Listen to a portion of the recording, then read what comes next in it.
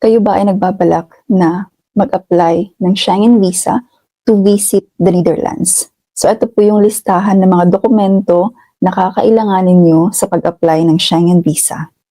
So syempre basahin po natin lahat itong mga nakalagay po dito sa checklist kasi importante po talaga lahat.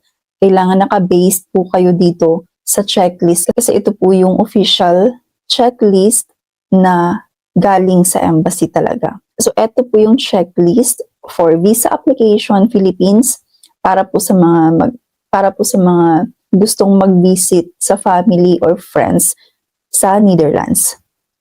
So nakalagay po dito, applications should be submitted in person.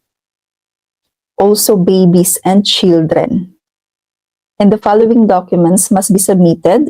First, for every document, you must provide the original and one copy. Next, the documents are to be presented in or translated to Dutch, English, French, or Spanish. So, itong mga languages po ng documents ang tinatanggap nila. So, kung wala po dito sa apat, yung language ng mga documents nyo, kailangan nyo pong ipa-translate. Next, the documents submitted will not be returned. So, hindi po yun ibabalik. Only the travel document will be returned. So, yung passport lang po natin yung ibabalik.